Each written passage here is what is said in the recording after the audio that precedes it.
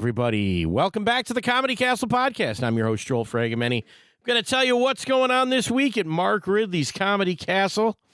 Fun week coming up this week. Ben Bailey. You guys know him as the Cash Cab guy. He is coming in this weekend for 5 big shows. I talked to Ben, and we'll play that here for you shortly.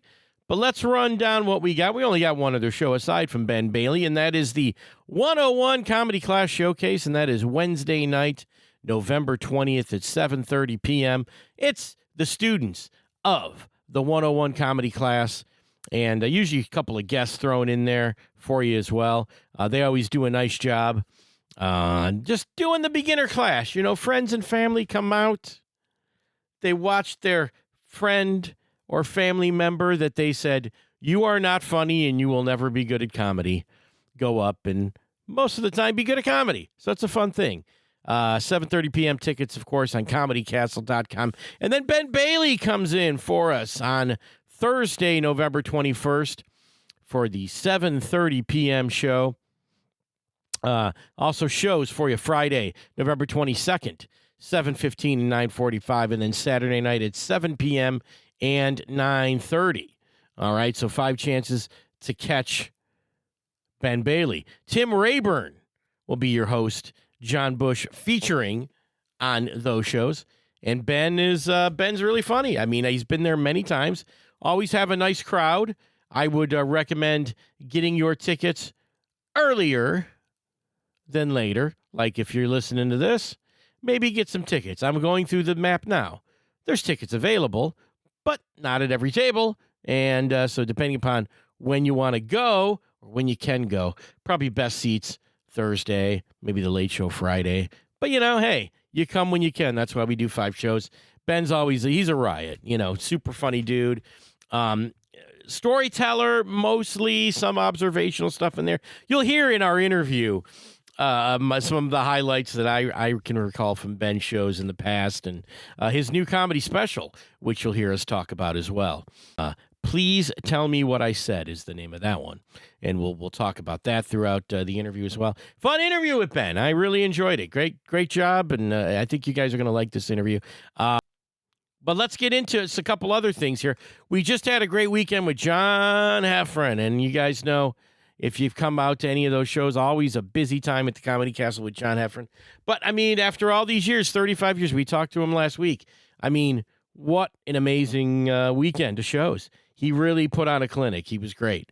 Terrific all week. Tom McCarthy, of course, the former host of this show, did a great job in the middle, and Sheila Lovely opened it real strong. Sheila's hilarious. And we just run a great weekend. Great weekend. It was the busiest week, probably our busiest week of the year this past year. Trying to think of the other shows that we had in there. We had a Detroit to L.A. Semifinal on Tuesday night last week, which was really great. And I think almost 300 people at that thing, which is amazing. 6 of them going forward. We got the next semifinal for you next week. God, what else do we have? We had that, and then we had what was the Wednesday show? I can't even recall all these shows. Last night, Stone Cold and the Jackal. Steve Burton and Bradley. What's Bradley's last name? They're from General Hospital. They put on a heck of a show, I got to say. You know, they've been coming for years, and that show has just gotten funnier, tighter, better live performers, and actually fun guys. I like, you know, Steve Burton and I used to go back and forth. Where he's a big fitness guy, a big musclehead dude, all handsome. And he'd always kind of make fun of my physique or something about me. But I think there's a lot of respect there. I was their tech guy. Had to make that thing sound good, play their music cues. But fun show, sold out, man. That I'll tell you, if you know someone that loves General Hospital or soap operas, those guys come around at least once a year, and it's always a good time. So a lot of fun shows at the Comedy Castle. It's been a good time. And we're looking forward to Ben this week. Couple other notes on this interview. You're going to hear us talk about... the man who put Ben on stage for the first time. I was unaware of Ben's sort of origin story as a comedian, but you'll hear that on the show. And the guy, the MC that put him on stage, I'm not even going to say the guy's name, but we'll talk about it a little bit after the interview because I just went down a rabbit hole of this guy's life. That was something else. And then, of course, it's never ceases to be funny. The Ruth's Chris Steakhouse. You'll hear me talk about that with him and the Fifth Third Bank. But I think that's enough. I think that's enough of my nonsense. Again, afterwards, stick around and we'll talk about this first guy that put Ben Bailey on stage. I think you'll dig that talk, my deep dive. And you may want to deep dive too on this because it's something else, man. All right, but here's Ben Bailey for you. Listen to this. We'll be back after.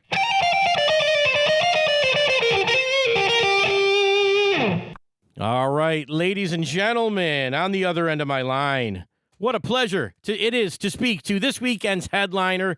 You guys know him, you love him. It's Ben Bailey, everybody. Ben Bailey, what's up? Hey, what's happening, man? How you doing, Joel? I'm doing great. It's going to be an exciting weekend at the Comedy Castle with you.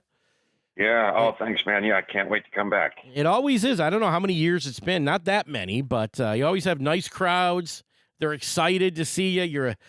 You're a celebrity to the people, and that's nice as a comic when you have that. It's an extra level of because people are skeptical, right? When they go to see someone they don't know, they've never seen on television or anything. I guess I don't know. Yeah, I've never really seen it from that angle. As someone who's been that anonymous comedian to hit the stage, I will tell you it is. But that's coming from me. I don't know. Maybe it's the same thing, and I just don't realize. But I think that people, it could work the other way too. People who see that you're on TV and be like, oh well, but is he just one of those guys cashing in on his TV show, or is he actually a comedian? Yeah. Hopefully, people know by now that it's the latter. Well, our audiences know. They showed up for you last time in big. Yeah, they sure did. Yeah, the last several. It's been great. Yeah, it's been fantastic. fantastic. A great room. I love the 2-drink maximum thing. Like, that's fantastic. I don't know that it's a 2-drink maximum thing. Oh, no? No, I think it is a 2-item minimum. A 2-item minimum. Oh, okay. Yeah, which is not as bad as some places, meaning you can order a basket of popcorn and a bottle of water, and you're covered. Oh, I was misinformed about that. So you think that we are like the sober comedy club at the Comedy Castle? Yeah, that's how it was put to me. It was not the sober comedy club, but that like the good show is what's important. And if people get too drunk, then it's not conducive. So we have nice audiences, and if somebody does look like they've been overserved or they've been partying too much before they got there, we will cut them off. Overserved. That's a great little thing. Overserved, but not people come in, especially in Michigan, when you have recreational marijuana. You don't know what people have been doing before the show. Yeah, happens. They were usually doing that before the shows anyway. Yeah, well, because that edible that they did in the car before they walked in, that hits right as the headliner's hitting the stage. It times out perfectly every time. Yeah, so they're confused and they don't know what's going on. You see some old ladies who just, it's their first time on an edible. They're not doing well. They're wondering where they are. Trying to remember their name and where they live. Well, yeah. And with you, they might think they're on the cash cab or something. I hope not. There'll be no trivia. There'll be no trivia questions.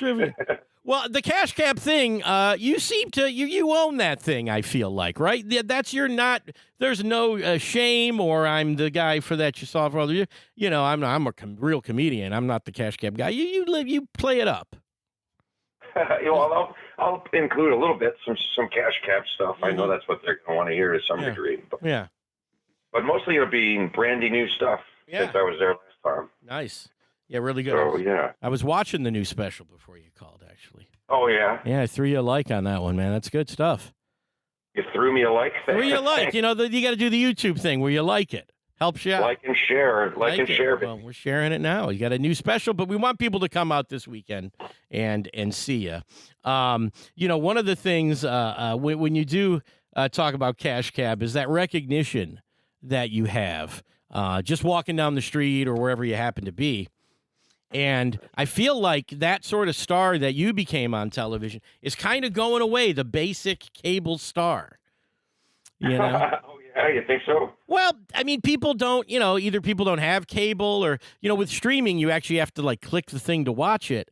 And you might run into Cash Cab just flipping through the channels like we used to do, Yeah, yeah. And I feel like, you and I know you talk about Mike Rowe and those kind of guys, the Impractical Jokers, they have that thing where it's like, well, you see it whether you watched it or not. You know what I mean?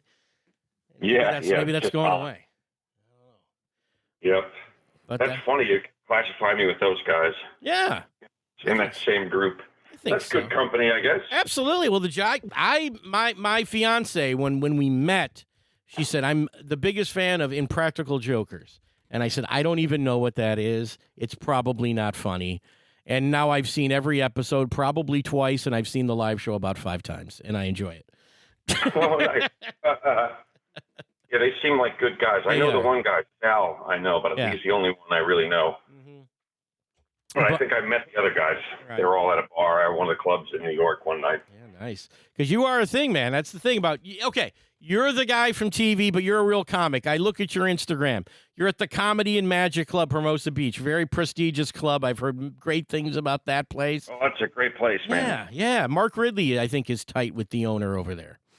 Yeah, definitely. Yeah. I think he goes and golfs with him. Yeah, I think that's the case. They might be doing it right around the right time of year for that to be happening. Yeah, Mark, I believe, is out in California right now. But it's one of those places where, you don't play that place. Comedy Castle is kind of the same thing. If you don't have the goods, you're not in that place. Yeah, that's a great club. I got a 5-minute spot there like years ago, and had like just such a great time and had a great set, and they've been good to me ever since. Yeah. And they have good food too, just like. Really? That'll be on my list next time I go out to LA. That's on my list. Yeah. Oh, yeah. It's worth checking out. And Hermosa Beach is a really cool little town too. Yeah. Nice. Let's talk about. I'm looking forward to coming back to Royal Oak. Yeah, Royal Oak's nice. It's not quite. You're a northerner, right, by descent anyway, right? So it's not winter yet. So you can walk around. Doesn't feel like it. Yeah, It doesn't feel like it's going to be winter at all. But yeah, I'm a northerner. I grew up in Rochester. I lived in Rochester, Michigan. Oh, did you really? Okay, I did not know. Yeah, till I was 7. Okay. So not really grew up. I mean, I wasn't fully grown up at 7.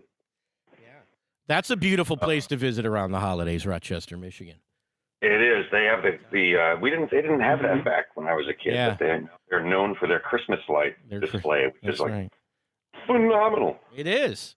And, Rochester, they're like, hey, the Earth's warming up, but we don't care. Here's your lights, people. Go ahead and get them. Come on now. Well, as long as they're LEDs, I mean. I would imagine there's something like that. They're they're spectacular. I enjoyed looking at them. LEDs definitely, because, they're so much cheaper that, like, everybody does it. Yeah. Whether they care about the environment or not. But, yeah, I'm a real kind of Michigan dude. I was the DTE energy for a while. I lived in Michigan when I was a kid, and my family still has a house up on Lake Huron. Nice. That my great-grandfather built 100 years ago. Oh, wow. That's cool. Yeah. Yeah, it's pretty cool. We call it the cottage. Yeah, that's what we call them. Yep. That's what we call them. And the cottage can vary. Mm-hmm. I've been to cottages. You want to go to the cottage, and I'll go to the cottage, and it's a trailer, Yeah, or it's a 12-room mansion. Yeah, exactly. It could absolutely be. It could be a log cabin. The cottage has many, could fit many buildings, would fit that description in Michigan. Let's talk about your origin story in comedy. I was reading this on Wikipedia. You're a bouncer at the Comedy Store. I was, among other things. A bouncer, bartender. Nice. Door guy. Yeah. Bartender. And I answered the phones. That's how I got into stand-up comedy, answering the phones at the store. I had worked in a really nice hotel here in New Jersey. And when I moved out to LA to get into showbiz, I figured I'll get a job in a hotel while I'm out there. And I couldn't get one. Like, they didn't care that I had this great experience back here at all. And then so I came out of a Hyatt. I didn't get a job at a Hyatt, and I was like, wow. Yeah. I'm screwed. I thought I was going to get a job at the nicest place in town. Right. Yeah. Beverly Hills or something. Yeah. Yeah, then I come out of the Hyatt, and there's some guys standing around next to this weird-looking black building with a bunch of names painted on it. Mm-hmm. I'm like, what is that place? Of course, it was the Comedy Store. And these guys offered me a job answering the phone. Yeah. Yeah, and then, I was telling this story about it in the green room one day, and some guy thought I was a comedian. He said, how long have you been doing comedy? And I said, I just started. And so he put me on. He offered me a show. That guy's name was Skip E. Lowe. Do they have that right on Wikipedia? I believe so. Yeah, I think so. He's an interesting character because he hosted a cable access talk show. We're going to talk about a cable star. This guy, a chat show from a bus bench, which had an advertisement for the show on the bench. So he's sitting on a bench with a picture of him on the bench. Yes. I'm actually and you sit with him and he interviews you. And I found out later that he was the inspiration for Jiminy Glick. Nice. Okay. Martin Short character, which in my opinion is some of the funniest stuff ever. Yeah, that's fantastic. Martin Short does that. Yeah, I'm looking up Skip E. Lowe now. Yeah, he actually he died about 10 years ago. He was 85 years old, but he has a film credit from 1943 on his Wikipedia. Really? He does. Yeah, he was born in 29, according to this. What's the film called? It's called Best Foot Forward, where he played a cadet. It was uncredited. Now, is Best Foot Forward is Lucille Ball's from one of her movies. Oh, wow, that's awesome. And I didn't know that. Song of the Open Road with Edgar Bergen and Charlie McCarthy and W.C. Fields. He did that movie. Oh, my God. I mean, listen, you really you hitched yourself to a star that night, Mr. He found Bailey. me, man. He did. Well, he look. did.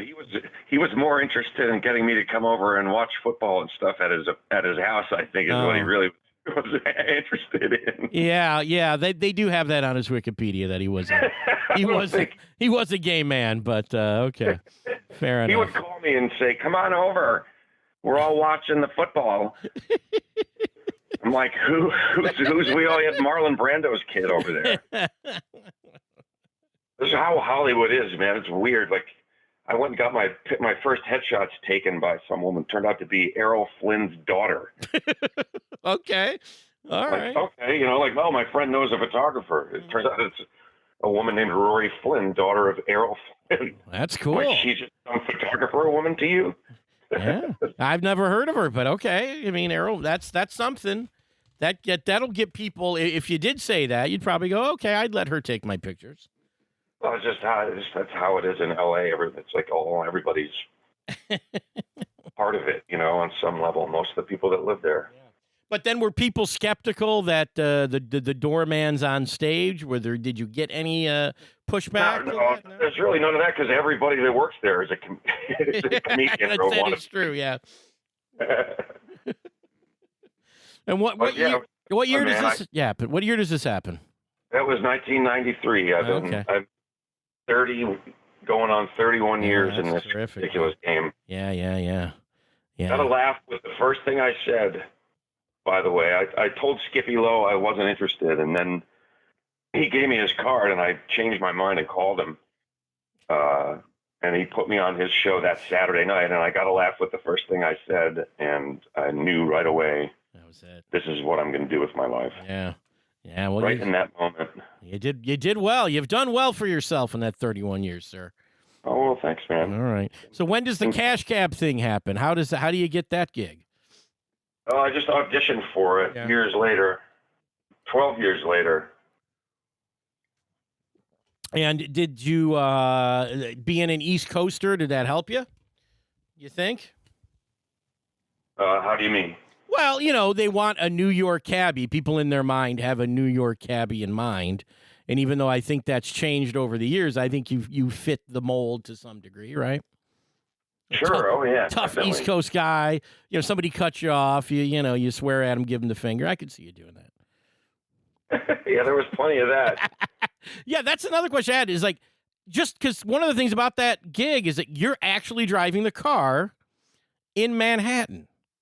That's I've done that. That's a very difficult thing to do. It is. You get used to it, though. Yeah. I did it for years. You get used to it. I had already been driving a lot. Oh, had you? Okay. Yeah. Yeah. But that's a cool thing. And I remember you saying, I don't know if it was on stage or off stage we were talking, that you have the cab. Is that still true? Yes, I do. Yeah, it's still in my garage. It's full of stuff that I don't know what to do with. Well, I mean, look, to somebody that's worth some money. So I don't know. When we see it for sale somewhere, we know you're not doing so hot. Or I just want to have some more space in my garage. That too. That works too. That's absolutely. Yeah, and you did the DTE to ads here. I remember. I think maybe the last time you were here, you had some DTE big shots at the show. I remember. Oh yeah. Yeah.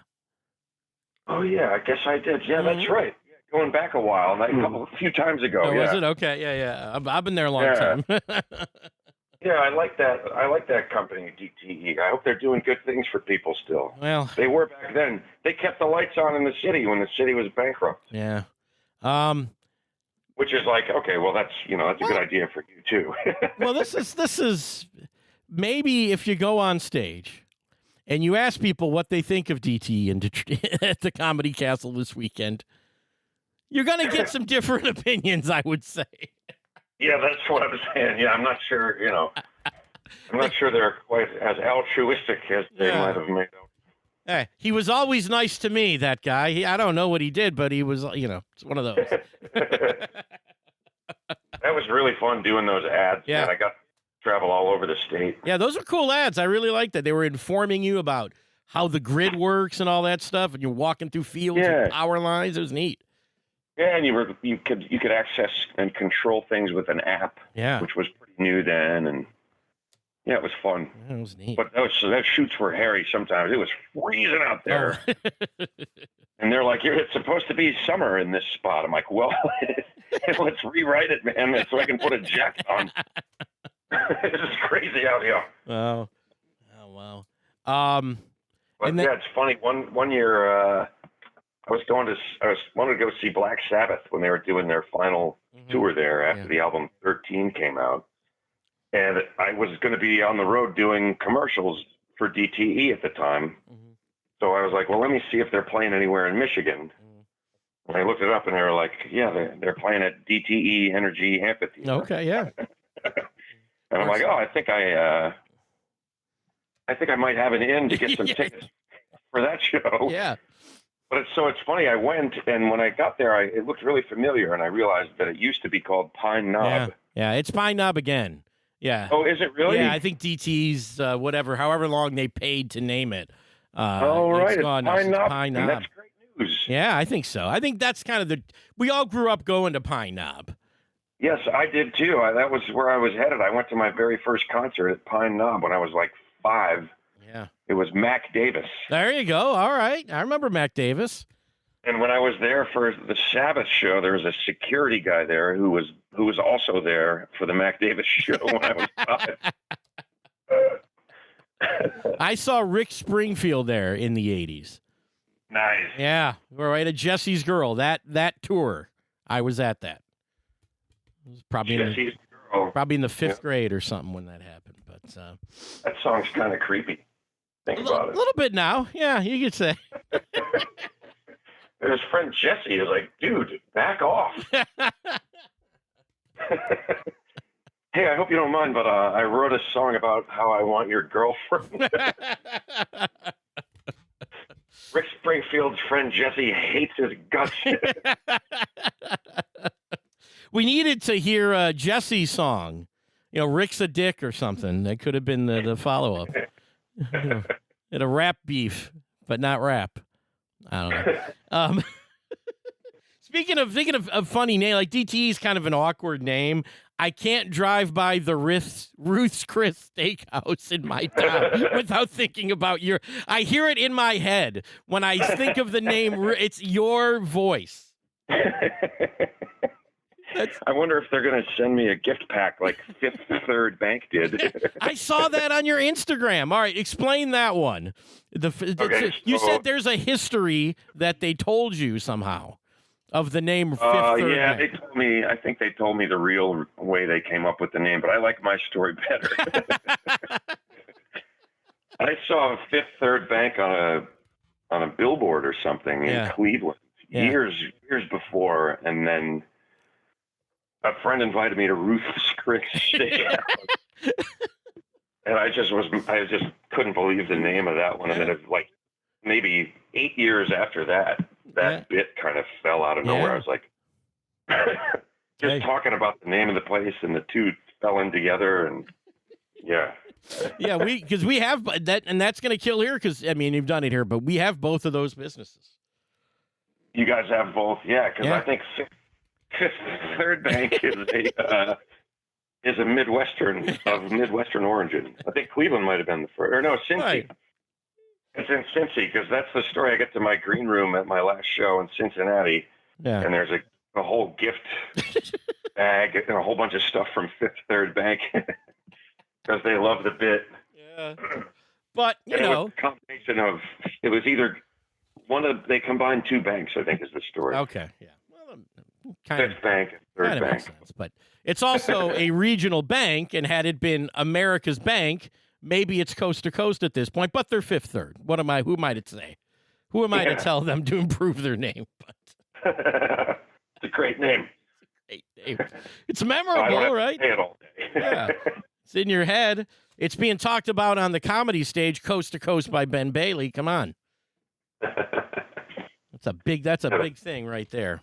So charging them ad money. Yeah, absolutely. Free advertising. Went to the Fifth Third Bank. Got the loan. What energy on this call. Yeah. Know your own power. Know your own. Okay, yeah, that was the slogan. I I'm laughing because next to me at my desk is a bill from DTE. I just noticed that.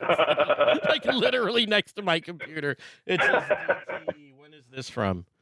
Okay, yeah, it was summer. It was high. Air conditioning. All right, let's get you out of here on this. We want people to come this weekend. Like brand new special is up on YouTube. I was watching it before the show. Very funny stuff. Thanks, man. Where'd you tape that thing at? Taped it in New Hampshire, Portsmouth, New Hampshire, at this little club. Basically, I was supposed to tape in 2020, and everything went to shite. Mm-hmm. And then one day I was like, I got to tape this thing. Yeah. Where do I next have two shows in one night? And it turned out to be this little theater venue in Portsmouth, New Hampshire, which is a pretty awesome little town. Okay. And despite some pretty major errors in the filming of it, I was able to squeeze a decent special out of it. Well, it's funny you do the two shows, which is sort of the industry standard is two shows. But I've talked to comedians, in doing this show, and they say, look, something happened we had to go with one show. And I go, oh, my God, I can't imagine the pressure of knowing you only had one shot at the thing. Yeah, my earlier special, Road Rage and Accidental Ornithology, they did that to me, the production company. At the last minute, the deal was for two, and they were like, no, you have to get it in one, like 2 days before. Ugh. Because they were like, we're going to shoot something else in that other slot, and that'll make us more money. Like they put together another deal. We're squeezing it in on the same shoot day. But that one came out pretty good. Yeah, well, that's good. But yeah, just that pressure would be, as a comic, I would say, oh no, I don't know. It's bad enough you're trying to get this thing, and then you're like, well, you got to get it in one, and not that it's not stuff you haven't done before, but still. Yeah. Nerve-wracking. Honestly, I was more pissed that they were reneging on the deal at the last minute. Yeah, well, that too. I was pretty sure I could do it. I mean, at that point, you've run your set so many times if you're doing things right. Right. That, muscle memory, even when you're not totally 100% focused, you're still doing it almost exactly how you would, Yeah. That's how they train the kids with sports these days. That's why they're so good. Keep getting better and better and better. It's amazing. Please Tell Me What I Said is the name of that one. You can catch that on YouTube. But catch Ben this weekend. It's going to be a good time. Do you have any?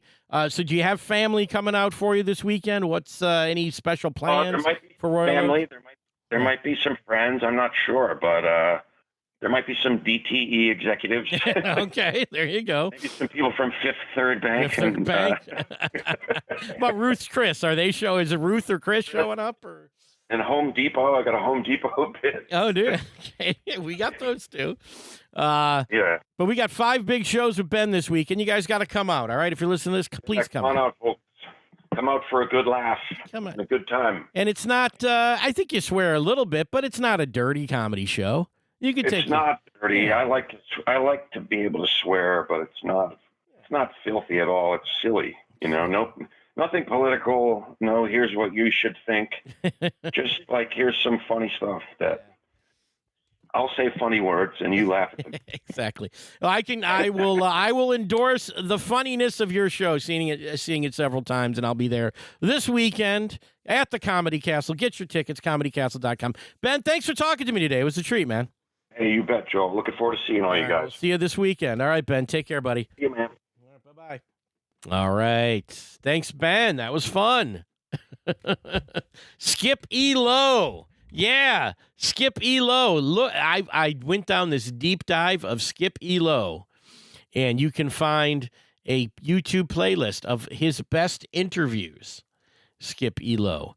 And it's all a lot of old Hollywood people who, like, you don't really know who they are, or they didn't, like, I'm sure they've been in stuff, but it was a million years ago. And there's this, I'm trying to see how many videos this guy has on here.